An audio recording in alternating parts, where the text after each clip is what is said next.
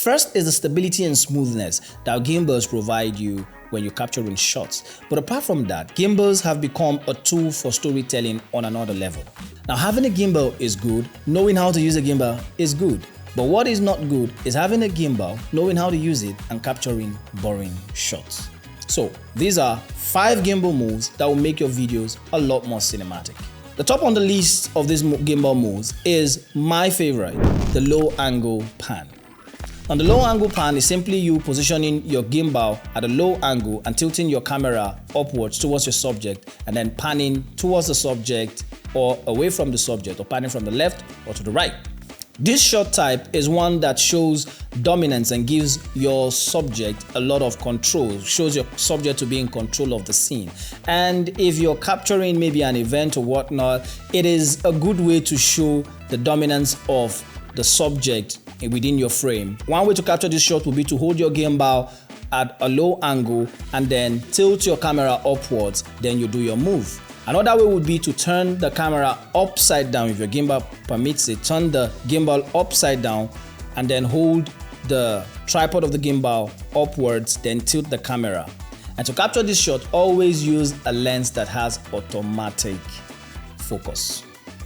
Yes, if it doesn't have automatic focus, have a focus puller by your side, because even if you have a focus puller attached to the camera, you're going to have to be focusing and refocusing because you're moving. So have a focus puller or have a lens that has automatic focus.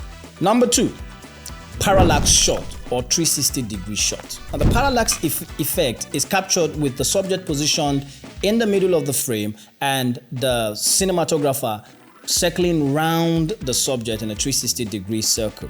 Okay? Now, the effect of that shot is your subject remains in one position, but it just seems like the background around the subject is moving, is twirling in a circle. It is a very, very beautiful way to show emotions in your scene, to show some kind of emotion of attachment or some kind of love in the scene. I like to use this shot a lot when I capture wedding events. It's a good way to capture the first dance of couples. So next time you are capturing a wedding event or any event at all that shows emotion, maybe an anniversary or an emotional moment, try to capture this shot. Now, the key to capturing this shot is to maintain the same pace. You can't be changing pace and expect it to be smooth. You have to try as much as you can to maintain the same pace of movement as you circle around the subject. That will help you get it a lot smoother. Number 3, tracking. Now, tracking can either be a follow track, a lead track, or a side track.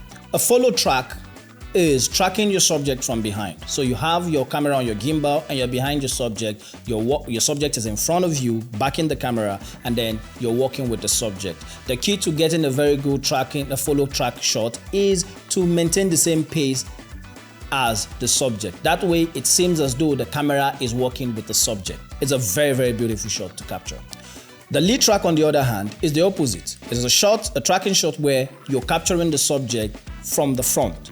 This shot is usually captured with you facing the subject with the camera. The subject is facing the camera and you're facing the subject with the camera, and then you're walking backwards. Sometimes, if it's an action scene, you have to put the camera facing the subject, but you are facing the other direction, facing the opposite direction, maybe facing front, and then the camera will be facing back at the subject while the subject is walking towards the camera so that you can run. That is if it is an action scene. But usually it is captured with you and the camera facing the subject and the subject walking in front of the camera at the same pace. You have to maintain a good pace with the subject. The side tracking, on the other hand, is following the subject sideways. So you're on the side, let's say the subject is walking ahead, but you're capturing and walking with the subject from the side in the same direction as the subject is going, but from the side. The key to capturing a good side track is to try to maintain the subject's position within the frame.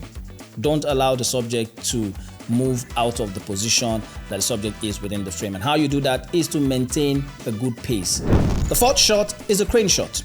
The crane shot is basically trying as much as you can to use the gimbal to mimic a crane. Now, the gimbal is not as high as a crane, and your hand, of course, is not as tall as a crane can be. But you can mimic it or imitate it. One of the ways to capture this would be to remove the little tripod stand of your gimbal and attach another tripod, maybe like a light stand that has the same screw as the mini tripod stand. How you capture a crane shot with your gimbal is simply to start from maybe a mid shot or a low angle shot, and then you slowly raise the gimbal. But as you're raising the gimbal, you're tilting the camera downwards as you continue to raise it. And then you continue upwards like that until the gimbal is very, very high, but the camera is tilting downwards on the subject. That way you would have mimicked a crane shot. It is a slow and steady shot from a low angle or a mid shot all the way to a high level shot of your subject. Okay, as you move the camera, the tilt of the camera changes until you get to the height you want to, or the height that you can get to, either with your hand or the extent of the tripod extension. And then finally, the push in or pull out shot. The push in is a gimbal move where you slowly move towards your subject. Okay, you're not zooming in, you're just moving slowly, maintaining a steady pace slowly towards your subject. To achieve this shot, you need a lens that has automatic focus, or you need to pull your focus along with your movement so that your subject doesn't go out of focus. You move slowly towards your subject. The pull out is the opposite of the push in. You start from a close-up shot of your subject and then you slowly move out and pull out of the subject until maybe it gets to a wide shot or an extremely wide shot. So these two shots are also very, very cinematic. If you practice these 5 gimbal moves, you will end up having a lot more cinematic video at the end of the day. That's all for today. Don't forget to subscribe, like, share, and of course, I'll be more than glad to read your comments. Until we meet in the next video, don't forget to continue to learn, create until you become.